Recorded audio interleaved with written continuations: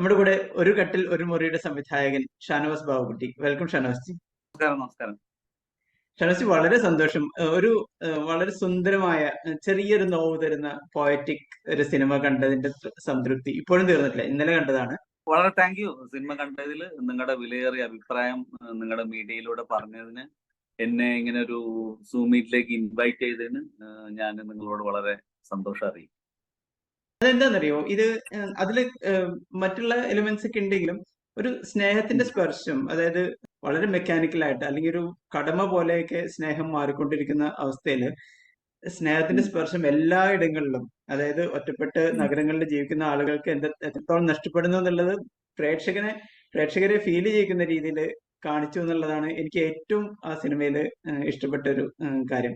ഒരുപാട് കാര്യങ്ങളുണ്ട് ആ സിനിമയിൽ, പല ലേയേഴ്സ് ഉണ്ട്. അപ്പോ ഇങ്ങനെയൊക്കെ ആയിരുന്നോ രഘുനാഥ് ജി ആയിട്ട് ഡിസ്കസ് ചെയ്തിട്ടുണ്ടായിരുന്നത്? ഈ ഇതിന് സാറിനായിട്ടുള്ള സൗഹൃദം തുടങ്ങുന്നത് തൊട്ടപ്പൻ, ഞാൻ സാറിന്റെ ഭയങ്കര എല്ലാരെ പോലെ തന്നെ സാറിന്റെ ശക്തനായ ഒരു ആരാധകനാണ്. ഒരു ഫിലിം ലവർ, ഫിലിം വ്യൂവർ എന്ന നിലയിലൊക്കെ. അപ്പം എന്റെ ഇഷ്ടപ്പെട്ട പടങ്ങളിൽ ഏറ്റവും നല്ല എനിക്ക് ഇഷ്ടപ്പെട്ട സിനിമ എന്ന് പറയുമ്പം അതിന്റെ ആദ്യത്തെ 10 സിനിമയിൽ പറയാവുന്ന പേരില് 2 സിനിമയും 3 സിനിമയും സാറിന്റെ സിനിമകളാണ്. പ്രത്യേകിച്ചും പൊന്മുട്ടയിടുന്ന താറാവിന്റെ ഒരു വലിയ ആരാധന. അപ്പൊ ഞാൻ സിനിമ വരുന്ന മുമ്പേ അദ്ദേഹത്തെ ഫോളോ ചെയ്യുന്നുണ്ട് ഫേസ്ബുക്കിലൂടെ. പിന്നെ തുടർന്നും സിനിമ വന്നിട്ടും, പക്ഷെ ഞങ്ങളെ കൂടിക്കാഴ്ച സാധ്യത തൊട്ടപ്പന്റെ സമയത്ത് ഇങ്ങനെ വളരെ അതിശയമായിട്ട് കണ്ട. അപ്പോഴാണ് ഞാൻ പുള്ളിന്റെ ലുക്ക് കണ്ട ബദ്രുമാൻ എന്ന് പറയുന്ന കഥാപാത്രം ഇദ്ദേഹമല്ലേ. പിന്നെ ആ സൗഹൃദം വളർന്നു. ഞങ്ങൾ തമ്മിലുള്ള ഒരു സൗഹൃദം എന്ന് പറയുന്നത് നല്ല സുഹൃത്തുക്കളാണ്. അതിലുപരി നമുക്ക് ഒരു തണുപ്പും തണലൊക്കെ കിട്ടുന്ന ഒരിടം തോന്നുന്നുണ്ട് അവിടെ ഇരിക്കുന്ന. ചിലപ്പോ അവിടെ പൊരി വെയിലാണെങ്കിൽ പോലും അവിടെ പോയിട്ട് നമുക്ക് കുറച്ചു നേരം നിൽക്കാൻ തോന്നും. അങ്ങനെ തോന്നുന്ന ഒരു വലിയ തണലിരുന്നൊരു വലിയ വൃക്ഷമായിട്ട് എനിക്കൊരു മരമായിട്ട് എനിക്ക് തോന്നിയിട്ടുണ്ട് പുള്ളിയിലേക്കുള്ള സ്നേഹം. ഞാൻ പുള്ളിയെ വിളിക്കുന്നത് ഉപ്പച്ചി എന്നാണ്. അപ്പം എനിക്ക് ഫീൽ ചെയ്യുന്നത് ആ ഒരു ഫീലാണ്. എന്നാൽ ഞങ്ങൾ ഭയങ്കര കൂട്ടുകാരെ പോലെയാണ്. അത് തന്നെ ആ രീതിയിലല്ല, ഞാൻ എന്റെ ഹൃദയം കൊണ്ട് പുള്ളിയെ വിളിക്കുന്നതാണ്. പുള്ളി എനിക്ക് വിളിക്കാനുള്ള അധികാരം, ഞാൻ നല്ല എന്റെ കുട്ടികളായിക്കോട്ടെ, എന്റെ വൈഫ് ആയിക്കോട്ടെ, എന്റെ കൂട്ടുകാരും ആയിക്കോട്ടെ, പുള്ളി അങ്ങനെ തന്നെ വിളിക്കുന്നത്, ഞാൻ വിളിക്കുന്നുണ്ട്. അപ്പം ഈ കഥ പുള്ളി എന്നോട് പറഞ്ഞപ്പം എനിക്ക് അതിൽ ഹുക്ക് ചെയ്തത് ഈ അവിടെ എപ്പോഴുള്ള ഈ സ്നേഹം എന്ന് പറയുന്ന സാധനത്തിനെ ഇപ്പം തന്നെയാണ് ഞാൻ എന്റെ 3 സിനിമയിലൂടെയും പറഞ്ഞിട്ടുള്ളത്. ബേസിക്കലി അതിനെ 3 തരത്തിൽ പറഞ്ഞു എന്നുള്ളത്. അപ്പൊ കിസ്മത്ത് പറയുന്നതും സ്നേഹം തന്നെയാണ്.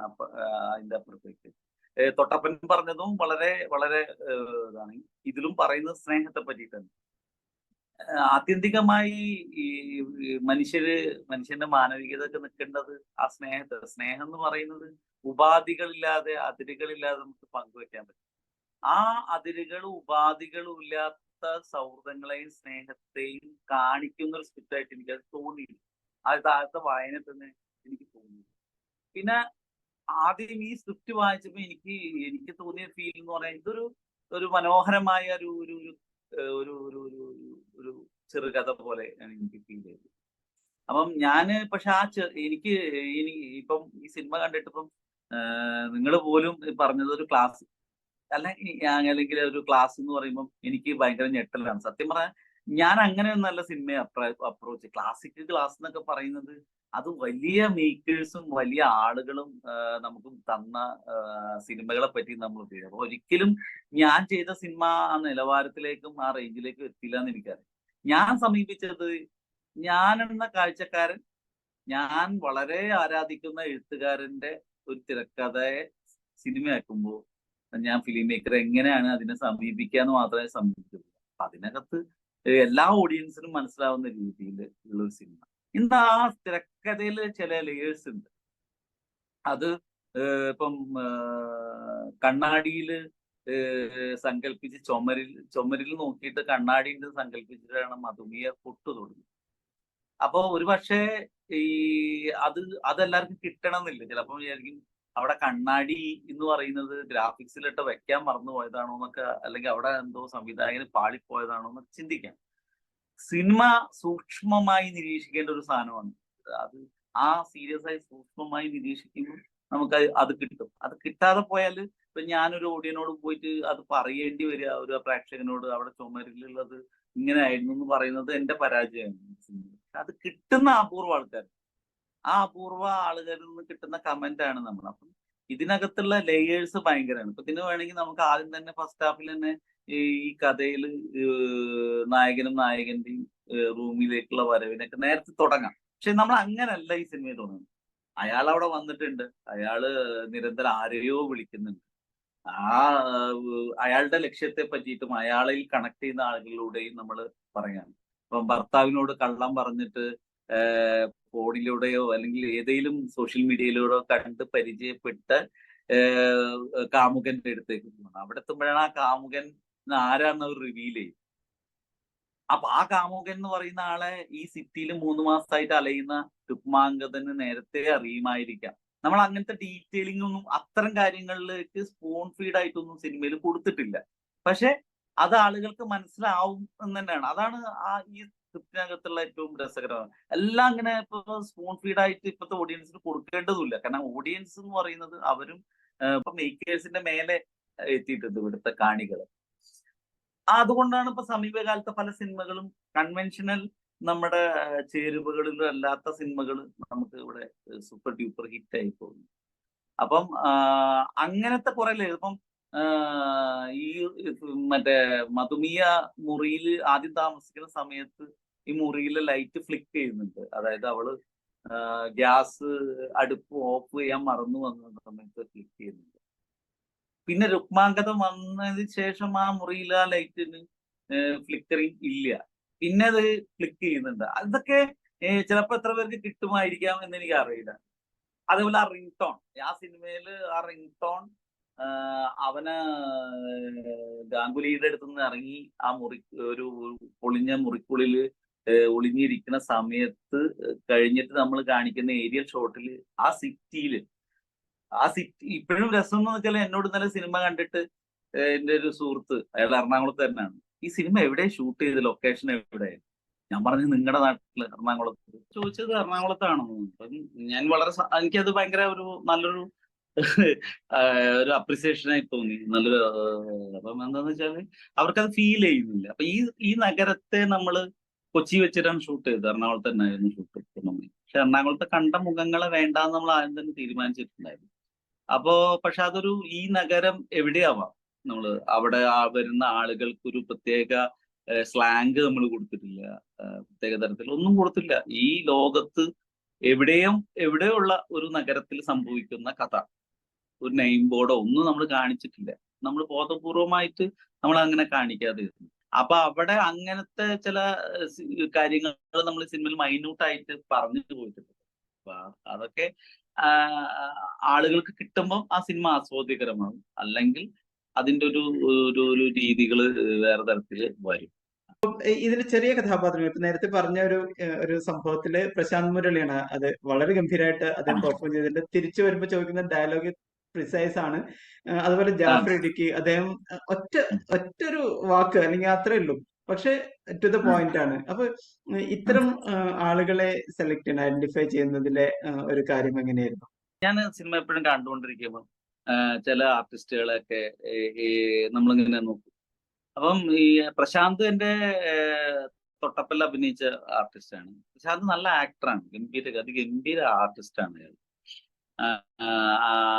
അയാളെ ഇനിയും മലയാള സിനിമ ഉപയോഗപ്പെടുത്തേണ്ടതുണ്ട്.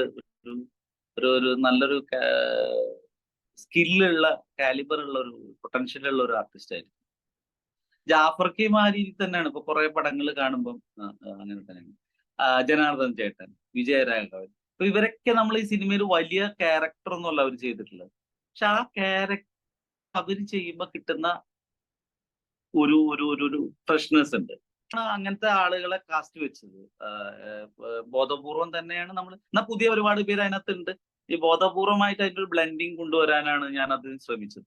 ഇതില് കഥാപാത്രങ്ങൾ ഇപ്പൊ പൂർണിമ ഇതുവരെ കണ്ടിട്ടുള്ളതിൽ നിന്ന് വളരെ വ്യത്യസ്തമായിട്ട് പൂർണിമയുടെ ഒരു കാലത്തെ കഥാപാത്രങ്ങളൊന്നും ചിലപ്പോൾ ഇത്രത്തോളം ആളുകൾക്ക് സ്വീകാര്യമായിട്ടുണ്ടാവാൻ സാധ്യതയില്ല എന്ന് തോന്നുന്നു. പക്ഷെ ഇത് വളരെ എന്താ പറയാ ടു വെരി ക്ലോസ് ടു എന്നാൽ അവരുടെ ലാംഗ്വേജ് ഉപയോഗിക്കുന്നത് തമിഴ് മലയാളം കലർന്ന തമിഴ് ഇതൊക്കെ വളരെ ഹൃദ്യമായിട്ട് തോന്നിയിട്ടുണ്ടായിരുന്നു. ഹക്കിമിന്റെ എല്ലാ സിനിമകളും എനിക്ക് ഇഷ്ടപ്പെട്ടിട്ടുണ്ട്. അപ്പോ ഞാൻ പറഞ്ഞു വരുന്നത് വെച്ചിട്ടുണ്ടെങ്കിൽ രഘുനാഥ് ജി ഉണ്ട്, താങ്കളുടെ പ്രോവൺ ഡയറക്ടറാണ്. രണ്ട് സിനിമകളും ആ രീതിയിൽ ആളുകൾ സ്വീകരിച്ചിട്ടുള്ളതാണ്. ഒരു പക്ഷേ വിചാരിക്കുകയാണെങ്കിൽ കേരളത്തിലെ മലയാളത്തിലെ അല്ലെങ്കിൽ മികച്ച ആർട്ടിസ്റ്റിനെ ഒക്കെ കൊണ്ടുവരാം. അപ്പൊ ഈ ഒരു കാസ്റ്റിംഗിന്റെ കാര്യത്തിൽ എങ്ങനെയായിരുന്നു ആ ഒരു ഡിസിഷൻ എടുത്തതെന്ന് അറിയാൻ താല്പര്യം. ഇല്ല, നമ്മളിപ്പം ഒട്ടും മികച്ച ആർട്ടിസ്റ്റുകളോട് അവർ മോശക്കാരാണെന്നോ അവര് അങ്ങനൊന്നും അല്ല. ഞാൻ എപ്പോഴും ആലോചിക്കുന്നത്, ഇപ്പൊ നമ്മുടെ ഒരു ടൈം ഷെഡ്യൂളില് നമ്മൾക്ക് ഇഷ്ടപ്പെട്ട സമയത്ത് ഒരു സിനിമ ചെയ്യണമെന്നാണ് ഞാൻ ആഗ്രഹം. അപ്പം ഞാൻ എപ്പോഴും എനിക്ക് ഇഷ്ടപ്പെട്ട ഒരു കണ്ടന്റിനെയാണ് ഞാൻ സിനിമയാക്കാൻ ശ്രമിച്ചത്. ഇപ്പൊ 3 സിനിമയാണെങ്കിൽ എന്നെ പേഴ്സണലി സന്തോഷിപ്പിച്ച, അല്ലെങ്കിൽ എനിക്ക് ഒരു ഫോഴ്സ്ഫുൾ ആയിട്ടൊന്നും ആരും എന്നോട് പറഞ്ഞിട്ടുള്ള അതല്ല. അപ്പൊ അതുകൊണ്ട് തന്നെ എനിക്ക് സന്തോഷം ഉണ്ടാക്കുന്ന സ്ക്രിപ്റ്റിനെ എനിക്ക് അത് മനസ്സിലാവുന്ന ഒരു ആർട്ടിസ്റ്റിന്റെ കൂടെ വർക്ക് ചെയ്യുക എന്നുള്ളതാണ്. അതിനർത്ഥം നാളെ ഇവിടുത്തെ മുഖ്യധാരയിലെ പ്രധാന നടന്മാരായിട്ട് വരില്ല എന്നുള്ളത് വന്നേക്കാം. അപ്പം എനിക്കൊരു പ്രശ്നമായിട്ട് എനിക്ക് എപ്പോഴും തോന്നിയിട്ടുള്ളത്, ഞാൻ എന്റെ സൗഹൃദങ്ങളോടാണ് ആദ്യം കഥ പറയാറ്. എന്റെ കൂട്ടുകാരോട്, എന്റെ കൂടെ ഉള്ള ആളുകളോട്, നാട്ടിലെ കൂട്ടുകാരോട്, സിനിമക്കകത്തുള്ള എന്റെ ചെറിയ സൗഹൃദത്തിലൊക്കെ പറയണം. അപ്പൊ അവർക്കത് ഭയങ്കര രസകരമായി തോന്നാറുണ്ട്. പക്ഷെ ഞാനിതൊരു താരത്തിനോടോ ഇവിടുത്തെ വലിയ ബാനറിനോടോ പറയുമ്പോൾ അവർക്ക് ചിലപ്പോൾ അത് മിക്കവാറും വർക്ക് ആവാറില്ല. അപ്പൊ എനിക്ക് തോന്നുന്നത് എന്താണെന്ന് വെച്ചാൽ, എനിക്ക് ഒരു പ്രശ്നമുണ്ട്. വലിയ താരങ്ങളോടും വലിയ കമ്പനികളോടും അവരെ സംസാരിച്ച് കൺവിൻസ് ചെയ്യാനുള്ള സ്കില്ല് എനിക്ക് കിട്ടിയിട്ടില്ല. അതിനൊരു കോഴ്സോ അങ്ങനെ വല്ലതും ഉണ്ടെങ്കിൽ അതിന് ജോയിൻ ചെയ്യണം, അല്ലെങ്കിൽ അതിന് വേണ്ട ഒരു പ്രിപ്പറേഷൻ എന്തെങ്കിലും നടത്തണം എന്ന് തോന്നിയിട്ടുണ്ട് എനിക്ക്.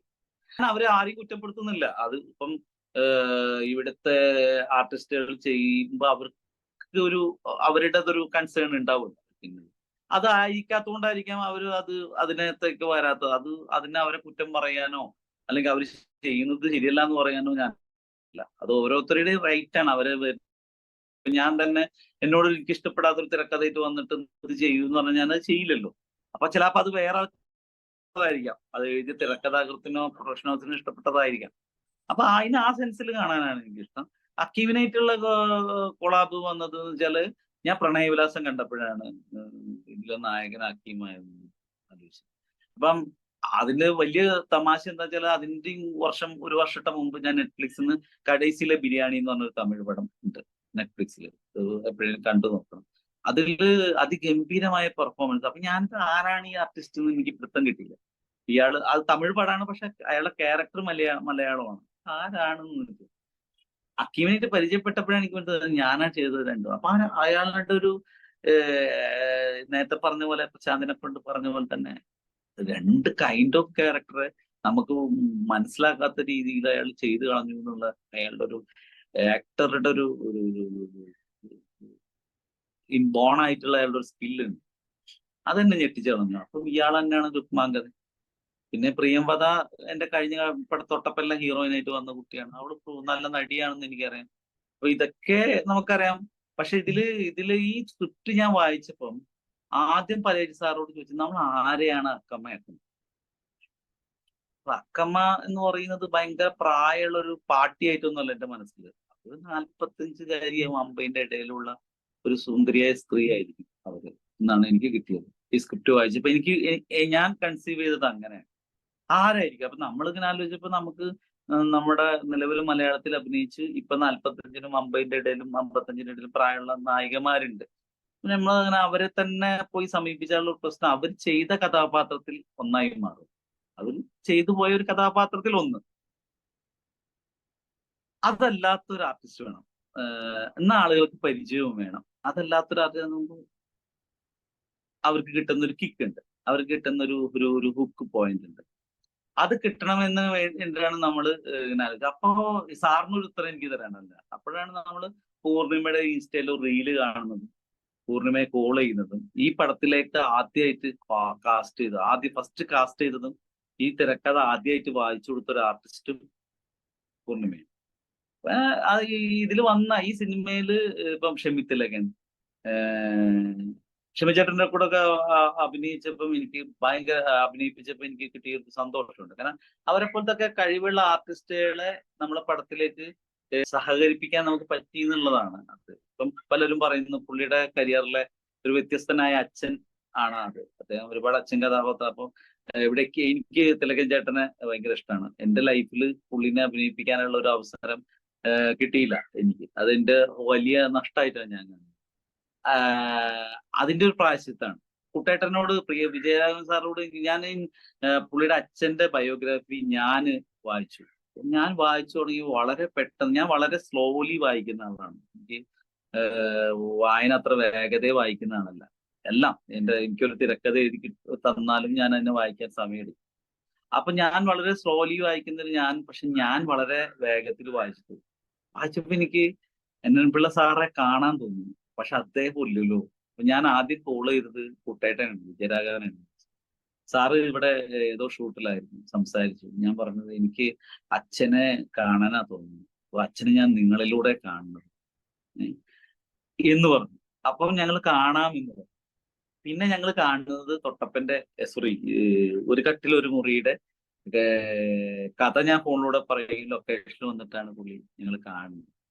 അപ്പോ ഇതൊക്കെ വളരെ രസകരമായ ജനാർദ്ദൻ ചേട്ടൻ നമ്മുടെ ഭയങ്കര സീനിയർ ആയിട്ടുള്ള ആർട്ടിസ്റ്റ് അല്ലേ, എന്ത് രസമായിട്ടാണ് പുള്ളി നമ്മളോട് സഹകരിച്ചത്. വളരെ നല്ല രീതിയിൽ ആ കഥാപാത്രത്തെയും ഭയങ്കര രസമായിട്ട് പുള്ളി ഒരു സീനിലേ വരുന്നുള്ളൂ. ആ സീനും ഭയങ്കര നോവുണ്ടാക്കുന്നുണ്ട്. ഭാര്യക്ക് മറവിയുണ്ട്, അദ്ദേഹത്തിന് ആരോഗ്യസ്ഥിതി മോശമാണ്, മകൻ വീട് പൂട്ടിയിട്ട് എവിടെ പോയിക്കണം, അവൻ കിട്ടുന്നില്ല, എന്ത് ചെയ്യും? അപ്പൊ അവര് ഭാര്യ വിചാരിക്കുന്നത് ഇപ്പോഴും നട്ടപ്പാതിരാക്കും എന്നിട്ട് ചോദിക്കുന്നത് വെയിലല്ലേ നമുക്ക്, അതായത് ഇരുട്ടായതും സൂര്യൻ മറഞ്ഞതും പോലും മറന്നു പോകുന്ന ഒരു കഥാപാത്രമാണ്. അപ്പൊ അവര് രണ്ടുപേരും അമ്മയായിട്ട് അഭിനയിച്ച ആർട്ടിസ്റ്റ് ആണെങ്കിലും രണ്ടുപേരും അധികം. അപ്പൊ ഇതൊക്കെ നമ്മുടെ ലൈഫിൽ ഭയങ്കര ബ്ലെസ്സിങ് ആയിട്ടാണ് ഈ സിനിമയെ ഞാൻ കാണുന്നത്. പലേരി സാറിന്റെ സ്ക്രിപ്റ്റ് രണ്ടാമത് ഇത്തരം കുറെ ആളുകളായിട്ട് എനിക്ക് സഹകരിക്കാൻ പറ്റി എന്നുള്ളതാണ് എൻ്റെ ലൈഫിലെ. ഈ സിനിമ എന്താവും എന്നുള്ളതിനപ്പുറത്തേക്ക് എന്നെ സന്തോഷിപ്പിക്കുന്ന ഘടകം. ഇതിന്റെ ഒരു പ്രോഗ്രസ്, ഈ സിനിമ ഇങ്ങനെ ചെയ്യണം എന്നുള്ളത്, അതായത് അവസാനത്തെ 30 മിനിറ്റ് ഒരു രക്ഷയില്ലാത്തൊരു അത്രയധികം നമ്മളെ ഇമ്മേഴ്സ് ചെയ്യിക്കുന്ന രീതിയിലുള്ള ഒരു പ്രസന്റേഷനും ആ കഥ പറച്ചിലിന്റെ ട്വിസ്റ്റ് അവിടെ വരുന്നത് അങ്ങനെ കൊണ്ടുപോകുന്ന ഒരു രീതിയും ആദ്യമേ ആലോചിച്ചത് ഇങ്ങനെ തന്നെയാണോ ഇതിന്റെ ഒരു സ്ട്രക്ചർ, അല്ലെങ്കിൽ ഇതിന്റെ ഒരു ക്രാഫ്റ്റ്? സാർ എഴുതുന്ന സ്ക്രിപ്റ്റ് തന്നെയാണത്. സാർ എഴുതി തന്ന സ്ക്രിപ്റ്റിനെ തന്നെയാണ് ഞാൻ ഫോളോ ചെയ്തിട്ടുള്ളത്. അതിനകത്ത് ഞാനൊന്നും കൂട്ടിച്ചേർക്കുകയോ ഒന്നും കുറയ്ക്കുകയോ ചെയ്തിട്ടില്ല. രഘുനാഥ് പലേരി ഈ സാറ് എഴുതി തന്ന ആ സ്ക്രിപ്റ്റിന് തന്നെ ഫോളോ. അപ്പൊ ഞാൻ ആ സ്ക്രിപ്റ്റ് വായിച്ചപ്പോൾ ഞാൻ എപ്പോഴും ആലോചിച്ചു ഇതിന്റെ ഒരു 50% എനിക്ക് കൺസീവ് ചെയ്ത് എക്സിക്യൂട്ട് ചെയ്യാൻ പറ്റിയാൽ ഈ സിനിമ നന്നായിരിക്കും എന്നുള്ളതാണ്. അതിൽ എനിക്ക് ഈ സിനിമ ഫസ്റ്റ് പ്രിന്റ് ആയപ്പം സാധാരണ കാണിച്ചപ്പോൾ സാറ് പറഞ്ഞ കമന്റ് ആണ് എന്റെ ലൈഫിലെ ഏറ്റവും വലിയ അവാർഡായിട്ട് ഞാൻ കാണുന്നത്. പുള്ളി വളരെ ഹാപ്പി ആയിരുന്നു. പുള്ളി തിരക്കഥ എഴുതിയപ്പം പുള്ളി കണ്ട ഒരു സിനിമയുണ്ട്. ആ സിനിമ പുള്ളിക്ക് ഫീൽ ചെയ്തു. ആ സിനിമ വേറെ ആയിരിക്കും. അപ്പം ഞാൻ ആ തിരക്കഥ വായിച്ച കണ്ട സിനിമ ഞാൻ ഉണ്ടാക്കി. പക്ഷെ നമ്മൾ ഓരോരുത്തരും ആ തിരക്കഥ വായിക്കുമ്പോൾ കാണുന്ന ഒരു സിനിമ ഉണ്ടായിരിക്കും. അത് വ്യത്യസ്തമായിരിക്കും. ആ വ്യത്യസ്തത ആകുമ്പോഴും അദ്ദേഹം തിരക്കഥാകൃത്ത് എന്ന നിലയിൽ എഴുതുമ്പോൾ കണ്ട ഒരു സിനിമ ഉണ്ടായിരുന്നു. ആ സിനിമ ആണ് ഇത് എന്ന് പറഞ്ഞു. ചെറുതായിട്ടൊരു ഇത് തോന്നിയെന്ന് വെച്ചിട്ടുണ്ടെങ്കിൽ ആ ഒരു സ്ലാപ്സ്റ്റിക് ലൈനിൽ പോയിട്ടുള്ള ഗുണ്ടകളുടെയും ആ ഒരു ലൈൻ, അതിന് അതിൻ്റെതായിട്ടുള്ള ഐഡന്റിറ്റി ഉണ്ട് ഡെഫിനറ്റ്ലി. ഇപ്പൊ ജിബിനൊക്കെ പാവം പുറന്തള്ളി വീണ് നടുവേദനിച്ചിട്ടുണ്ടാവും 2 പ്രാവശ്യമൊക്കെ വീണ് കണ്ടിട്ട്. അപ്പൊ ആ ഒരു ലൈൻ അതങ്ങനെ തന്നെ കൺസീവ് ചെയ്യാണ്ടായിരുന്ന കാരണം എന്താണ്? അതായത് വെച്ചിട്ടുണ്ടെങ്കിൽ മറ്റുള്ളത് ഒരു പോയറ്റിക് ലൈനിൽ പോകുമ്പോൾ അല്ല, അതങ്ങനെ തന്നെ ഞാൻ പറഞ്ഞില്ല. ഇതൊക്കെ സ്ക്രിപ്റ്റിൽ അങ്ങനെ തന്നെയാണ് സാർ എഴുതി വെച്ചിട്ടുള്ളത്. ഗുണ്ടകളാണെങ്കിലും അവരും പ്രശ്നത്തിൽപ്പെട്ട് എല്ലാരും പ്രശ്നത്തിൽപ്പെട്ട്, കാരണം അങ്ങനെയാണ് സാർ അതിനെ എഴുതി വെച്ചിട്ടുള്ളത്. ഇപ്പം ഗുണ്ടകൾ ടൈ കെട്ടിയ ഗുണ്ടകളാണ് ആദ്യം വരുന്നത്. അതിൽ അങ്ങനെ തന്നെയാണ് നമ്മൾ സാറ് എഴുതി വെച്ചിട്ടുള്ളത്. ഈ എഴുതി വെച്ചതിനെ തന്നെയാണ് ഞാൻ ഫോളോ ചെയ്തിട്ടുള്ളൂ. അതിന്റെ അപ്പുറത്തേക്കോ അത് മാറ്റാനൊന്നുമില്ല. അപ്പം അതിനകത്ത് ഒരേ സമയം ഭയങ്കര ഫാന്റസിയും ഭയങ്കര ഇമോഷണലി ട്രാക്കുള്ളപ്പോ തന്നെ സാറ് ഭയങ്കര ഡാർക്ക് ഹ്യൂമറായിട്ട് കുറച്ചും കൂടിയുള്ള ഒരു വോളിയം ലൗഡ് ആയിട്ടുള്ള ഒരു സാധനം തന്നെയാണ് അപ്പുറത്ത് എഴുതി വെച്ചിട്ടുള്ളത്. അതിനൊരു ബ്ലെൻഡ് ചെയ്യാൻ ശ്രമിച്ചത്. അത് ആ ബ്ലെൻഡിങ് എത്ര വർക്കായോ എന്ന് എനിക്കറിയില്ല. അത് സിനിമ കാണുന്ന കാണികളാണ് അത് പറയേണ്ടത്. നമ്മൾ അതിലെ വില്ലന്മാരൊക്കെ വേണമെങ്കിൽ സാധാരണ രീതിയിലുള്ള വില്ലന്മാരൊക്കെ ആയിട്ട് മാറ്റാമായിരുന്നു. അത് അല്ലാത്തൊരു രീതിയും ടോണും അവരുടെ ആക്ടിവിറ്റിയും അവരുടെ പ്രശ്നവും നീന്തലറിയാതെ അവര് പെട്ടുപോകുന്ന അവരുടെ ഗുണ്ടാ നേതാവും അയാളെ അങ്ങനെയൊക്കെ തന്നെ അതിനെ എടുത്തിട്ടുള്ളത് നമ്മൾ. ഇത് നമ്മൾ എന്താ വെച്ചാൽ ഈ സിനിമ അതാ ഞാൻ പറഞ്ഞത്, ഈ സിനിമ ഞാൻ ഒരിക്കലും ഒരു ക്ലാസിക് എന്നുള്ള രീതിയിലൊന്നുമല്ല. ഇത് ഇങ്ങനെ കാണുമ്പോ ഒരു കാഴ്ച, ഒരു സിറ്റിയിലുള്ള ഒരു പലതരത്തിലുള്ള മനുഷ്യരുടെ പല കാഴ്ചകൾ കണ്ടുപോയ ഫീൽ ആളുകൾക്ക് കിട്ടണമെന്നാണ് ഞാൻ ആലോചിച്ചത്. അപ്പൊ ആ ഫീലിലേക്ക് കൊണ്ടുവരാനാണ്. അപ്പൊ എല്ലാറ്റിനും ഒരു ഇപ്പൊ നമ്മളിപ്പോ ഒരു മെട്രോ ട്രെയിനിലൂടെയോ അല്ലെങ്കിൽ സിറ്റി ബസ്സിലൂടെയോ അല്ലെങ്കിൽ കാറിൽ പലതരം ആളുകളെ കാണില്ലേ. നമ്മൾ എടപ്പള്ളിയിലെ ബഡ്സ് വിൽക്കുന്ന ആളെ കാണും, അപ്പുറത്തേക്ക് തെരുവിൽ പാട്ട് പാടുന്ന ആളെ, അല്ലെങ്കിൽ സൺ റൂഫ് പോലത്തെ സാധനങ്ങൾ കൊടുത്ത് വിൽക്കുന്ന സ്ത്രീകളെ കാണാം, ടോയ്സ് വിൽക്കുന്ന ആളെ കാണാം. അപ്പുറത്ത് ഭയങ്കര തൊട്ടപ്പുറത്ത് നമ്മുടെ കിടക്കുന്ന റിച്ച് ആയിട്ട് കാറിൽ കിടക്കുന്ന ഭയങ്കര വില കൂടിയ കാറിൽ കിടക്കുന്ന ആളെയും കാണാം. ജീവിതത്തിൽ ഇങ്ങനത്തെ പല കൈൻഡ് ഓഫ് ആളുകൾ ഉണ്ടല്ലോ. അപ്പൊ അവരുടെ വോളിയങ്ങളും അവരുടെ ലെവലുകളും വ്യത്യാസം ഉണ്ടാവും എന്നാണ് ഞാൻ വിശ്വസിക്കുന്നത്. ആ വ്യത്യാസത്തെ കഥാപാത്രങ്ങളിലൂടെ കൊണ്ടുവരാനാണ് ശ്രമിച്ചത്. ഒരു കട്ടിൽ ഒരു മുറി ഏറ്റവും അപ്രോപ്രിയേറ്റ് ആയിട്ടുള്ള ഒരു ടൈറ്റിലായിട്ട് എനിക്ക് തോന്നി. ഈ ടൈറ്റില് തിരക്കഥയോടൊപ്പം വന്നതാണോ അതോ പിന്നെ ഡിസ്കസ് ചെയ്തതാണോ? തീർച്ചയായും പലേരി സാർ തന്നെയാണ് ആ തിരക്കഥ. ഈ തിരക്കഥ എഴുതുമ്പോൾ അതിന് പേരുണ്ടായിരുന്നു. പേര് കുറച്ചും കൂടി വലുതായിരുന്നു. ഒരു കട്ടിൽ ഒരു മുറി, ഒരാണും ഒരു പെണ്ണും. അപ്പം അത് കുറച്ച് വലുതാണെന്ന് തോന്നിയോണ്ട് നമ്മൾ ഒരു ആണും പെണ്ണും കൊണ്ട് ഒഴിവാക്കി, ഒരു കട്ടിൽ ഒരു മുറി എന്ന് നോക്കി. കാരണം തുടക്കത്തിൽ പലർക്കും ഡൗട്ട് ഉണ്ടായിരുന്നു, ഒരു കട്ടിൽ ഒരു മുറി എന്ന് പറയുമ്പോൾ ഒരു ഓഫ് ബീറ്റ് സിനിമയായി ഫീൽ ചെയ്യുമോ, അല്ലെങ്കിൽ ഒരു വേറെ ഉള്ള മുൻകാലങ്ങളിൽ ഇടക്കാലം മലയാളത്തിൽ മറ്റേ സിനിമകളുമായിട്ടുള്ള വല്ല ഇറോട്ടിക് പരിപാടിയാണോ എന്നൊക്കെ തോന്നുന്നൊക്കെ അഭിപ്രായങ്ങളുണ്ടായിരുന്നു. പക്ഷെ ഇതല്ലാത്തൊരു പേര് അതിനില്ല. ആ കട്ടിലും മുറിയും തന്നെയാണ് ഈ സിനിമയിലെ നായകനും നായികയും. അല്ലെങ്കിൽ ഇതിലെ പ്രധാനപ്പെട്ട ആളുകളുടെ, സാറെന്നെ പറഞ്ഞ പോലെ കട്ടിലും മുറിയും അത് അവരുടെ മനസ്സും അവരും തന്നെയാണ്. മുറി ഈ മനസ്സും, കട്ടില് അവർ തന്നെയാണ്. കാരണം ഈ പ്രധാനപ്പെട്ട 3 കഥാപാത്രങ്ങളെ കണക്ട് ചെയ്യുന്നത് ആ കട്ടിലാണ്. നേരത്തെ പറഞ്ഞ പോലെ ഇറോട്ടിസിസം എന്ന് പറയുമ്പോൾ നമ്മൾ സമീപകാലത്ത് കണ്ടിട്ടുള്ള സിനിമകളിൽ അതിനു വേണ്ടിയെങ്കിലും ഒരു ഇതാർത്ഥം പറയാ, അല്ലെങ്കിൽ ഒരു തെറി പറയാ, ഒരു ചീത്ത വേർഡ് പറയാ, ഐ മീൻ ഇതൊക്കെ സിനിമയുടെ ഭാഗമാണ്, ജീവിതത്തിന്റെ ഭാഗമാണെന്ന് പറഞ്ഞ് അത്തരം സിനിമകൾ അല്ലെങ്കിൽ അങ്ങനത്തെ പശ്ചാത്തലത്തിൽ ചിലപ്പോൾ അത് ആവശ്യമായിരിക്കാം, അല്ലെങ്കിൽ അത് ഓക്കെ. പക്ഷെ ഇത് വളരെ ക്ലീൻ ഒരു എന്റർടൈനർ ആ നിലയ്ക്ക് ഫാമിലിയെ കൊണ്ടുപോകാവുന്ന രീതിയിലാണെന്നുള്ളതിന്റെ ഒരു ഭംഗിയും കൂടി ഉണ്ട് അതിന്. അല്ല, അത് ഇപ്പം ഓരോ സിനിമയ്ക്കും ഓരോ ആ കഥ പറയുന്ന പശ്ചാത്തലത്തിൽ കഥാപാത്രത്തിന്റെ രീതിക്ക് ഒക്കെ ഒരു മദ്യപിക്കുന്ന ഒരാളാണെങ്കിൽ മദ്യപിക്കുന്നത് കാണിക്കണം, സിഗരറ്റ് വലിക്കുന്നത്, ഇതൊക്കെ സൊസൈറ്റിയിലുള്ളതാണ് എന്ന് തന്നെയാണ് വിശ്വസിക്കുന്നത്. അതൊക്കെ തന്നെ സിനിമാക്കാരെ പറയുന്നത്. പക്ഷെ എനിക്ക് ഒരു കാര്യം എപ്പോഴും തോന്നിയിട്ടുണ്ട്, ഈ തിയേറ്ററിൽ പോകുമ്പോൾ ഈ ടുബാക്കോന്റെ പരസ്യം ഉണ്ടല്ലോ സർക്കാരിന്റെ, അത് പ്രത്യേകിച്ച് ഇന്റർവെല്ലിന് ശേഷം വരുന്ന സുനിത എന്ന് പറയുന്ന ഒരു ലേഡിയുടെ, ഞാനത് കഴിഞ്ഞിട്ട് എപ്പോഴും തിയേറ്ററിൽ കയറി, ഭയങ്കര വയലൻസ് ആണ് അത് എനിക്ക് എപ്പോഴും ഫീൽ ചെയ്തിട്ടുള്ളത്. അവരുടെ കവിള അർത്ഥം മാറ്റിയത് അവർ കിടക്കുന്നതൊക്കെ കാണുമ്പോൾ നമുക്ക് സിനിമ കാണാനുള്ള മൂഡ് തന്നെ അങ്ങ് പോയി പോകും. ഇപ്പൊ ഞാൻ എപ്പോഴും ആലോചിച്ചിട്ടുണ്ട്, ഏറ്റവും വലിയ വയലൻസ് ഇവിടെ കാണിക്കുന്നത് സർക്കാരാണല്ലോ. സിനിമാക്കാർ കാണിക്കുന്നേക്കാൾ വലിയ വയലൻസ്. സംഭവം പുകവലി, ഞാൻ സിഗരറ്റ് വലിക്കാത്ത ആളാണ്, പുകവലിക്കണ അത്ര വലിയ ഹരവും തോന്നിയിട്ടില്ല. അപ്പൊ അതുകൊണ്ട് അത് നല്ല കാര്യമല്ല. അതിന് ആളുകളെ ബോധവൽക്കരിക്കേണ്ടതൊക്കെ ആവശ്യമാണ്. പക്ഷെ ഇത് ഭയങ്കര വയലൻസ് ആണല്ലോ. അല്ലാതെ തന്നെ അത് ഇനിയിപ്പം ഈ പരസ്യങ്ങൾ കണ്ടിട്ട് ആരെങ്കിലും പുകവലി നിർത്തിയിട്ടുണ്ടോന്നോ, അവർ പറയുന്ന ടോൾ ഫ്രീ നമ്പറിൽ ആരും വിളിച്ചിട്ടുണ്ടോന്ന് എനിക്കറിയില്ല. പക്ഷെ എപ്പോഴും ഞാൻ തോന്നിയിട്ടുണ്ട്. പക്ഷെ ഇതിൽ രസകരമായിട്ട് വന്ന കാര്യം എന്താണെന്നറിയോ, ഞാൻ പ്ലാൻഡ് അല്ല, നമ്മൾ ഒരിക്കലും പ്ലാൻഡ് അല്ല. ഈ സിനിമക്കകത്ത് പുകവലിയുടെ പരസ്യമില്ല. കാരണം ഈ സിനിമയിൽ പുകവലിക്കുന്ന സീൻ ഇല്ലാത്തത് കൊണ്ട് നമുക്കത് വെക്കണ്ട, അതിന്റെ ആവശ്യമില്ല.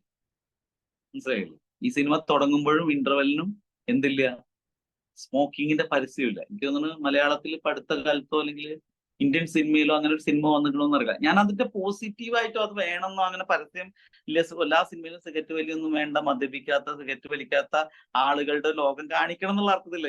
എനിക്ക് ആ അഭിപ്രായമില്ല. ഇതെല്ലാം ഉള്ള സൊസൈറ്റിയിലാണ് നമ്മൾ ജീവിക്കുന്നത്. പക്ഷെ ഞാൻ എപ്പോഴും എന്നെ അസ്വസ്ഥപ്പെടുത്തിയ ഒരു പരസ്യമാണ് അത്. ആ പരസ്യം ഇല്ലാതെ ഈ സിനിമ വന്നു എന്നുള്ളത് അതൊരു ആക്സിഡന്റലി സംഭവിച്ചു പോയതാണ്.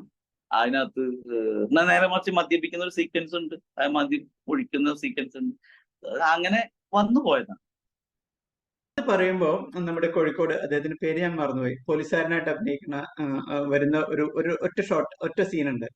അതായത് അദ്ദേഹത്തിന് ഭക്ഷണത്തിന്റെ ഒരു സാധനം വരുന്നത്, അതും വളരെ, അവിടെ പോലും ഒരു പോലീസുകാരനും ഒരു ക്യാബ് ഡ്രൈവറും ആയിട്ടുള്ള ഒരു ഇന്ററാക്ഷൻ പോലും അവിടെ സ്നേഹത്തിന്റെ സ്പർശം കൊണ്ടുവരുന്ന ഒരു സംഭവമുണ്ട്. അതെനിക്ക് നല്ല ഇഷ്ടപ്പെട്ടു ആ സാധനം.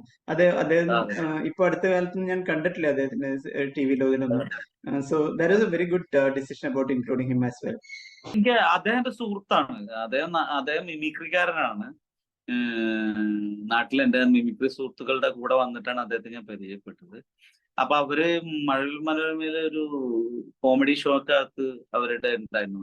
ഹരീഷ് കണാരൻ, ഈ നിർമ്മൽ പാലാഴി, ഇവരൊക്കെ ഉള്ളത്. അപ്പൊ എനിക്ക് എപ്പോഴും തോന്നിയിട്ടുള്ള ദേവരാജൻ, അവരെല്ലാരും നല്ല സ്കില്ലുള്ളവരാണ്. ദേവരാജന് ഒരു ക്യാരക്ടർ ആയിട്ടുള്ള പെർഫോമൻസ്, മറ്റൊരു കുറച്ചും കൂടി ഹ്യൂമർ ഉണ്ട്. ദേവരാജന് ഒരു ക്യാരക്ടർ ലുക്കും ക്യാരക്ടർ റോളുകൾ കൊടുക്കാൻ പറ്റുന്ന ഒരു കഥാപാത്രമായിട്ട്. അപ്പൊ ഇതിൽ ഒറ്റ സീനിലേ ഉള്ളൂ, എങ്കിൽ പോലും ആ സീനെ അയാളെ അടയാളപ്പെടുത്തും. അയാളെന്ന ആക്ടറുടെ ഒരു ഫ്ലെക്സിബിലിറ്റിയും അയാളുടെ ഒരു സ്കില്ലും നമ്മൾ വളരെ പെട്ടെന്ന് അദ്ദേഹത്തോട് സംസാരിക്കാനും ആ ക്യാരക്ടറെ അദ്ദേഹത്തിന് ഹാൻഡിൽ ചെയ്യാനും പറ്റി എന്നുള്ള. പുതിയ പദ്ധതികൾ എന്തൊക്കെയാണ്? പുതിയ പദ്ധതികൾ, അങ്ങനെ പദ്ധതികളൊന്നും ആസൂത്രണം ചെയ്തിട്ട് സിനിമയിൽ വന്ന ഒരാളല്ല ഞാൻ.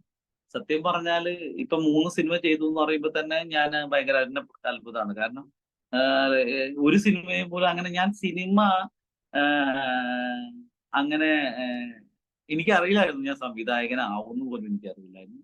ഞാൻ സിനിമ കാണുകയായിരുന്നു എൻ്റെ ഒരു ഹരം. അതായത് എൻ്റെ നാട് പൊന്നാനിയാണ്. അപ്പൊ അവിടെ വരുന്ന വെള്ളിയാഴ്ച വന്ന് ഞായറാഴ്ച വരെയുള്ള ദിവസങ്ങളിൽ വരുന്ന മുഴുവൻ സിനിമകൾ അവിടുത്തെ എല്ലാ തിയേറ്ററിലും പോയി ഓടി കാണുക എന്നുള്ളതായിരുന്നു എൻ്റെ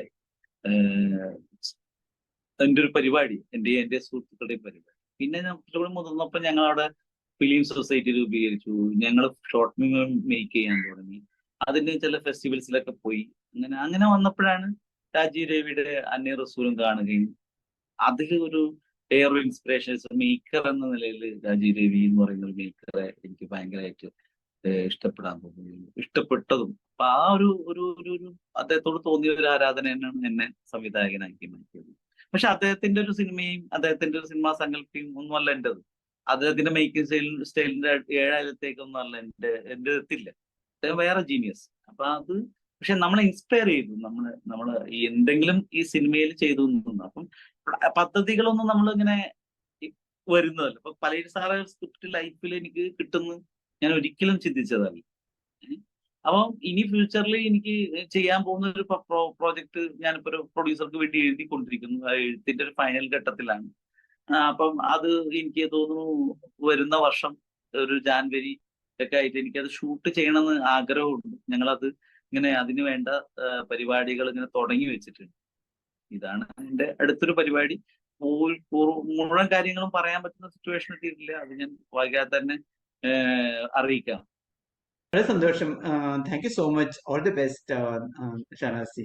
okay, thank you. Thank you. എന്നെ ഇങ്ങനെ ഒരു നിങ്ങളുടെ ഈ മീഡിയയിലേക്ക് അപ്പൊ എനിക്ക് ഇത് കണ്ടുകൊണ്ടിരിക്കുന്ന ഓഡിയൻസിനോട് പറയാനുള്ളത്, നിങ്ങൾ ഈ സിനിമ നിർബന്ധമായും കാണണം. കണ്ടിട്ട് നിങ്ങളുടെ ഇഷ്ടപ്പെടുമ്പോൾ നിങ്ങളുടെ സുഹൃത്തുക്കളോട് ഈ മെസ്സേജ്, സിനിമ കാണണം എന്നുള്ളത് പറയണം. കാരണം ഇത് ആളുകൾ കാണേണ്ട ഒരു സിനിമയാണെന്നാണ് ഞാൻ ഉറച്ചു വിശ്വസിക്കുന്നത്. എന്തായാലും നന്ദി, നമസ്കാരം.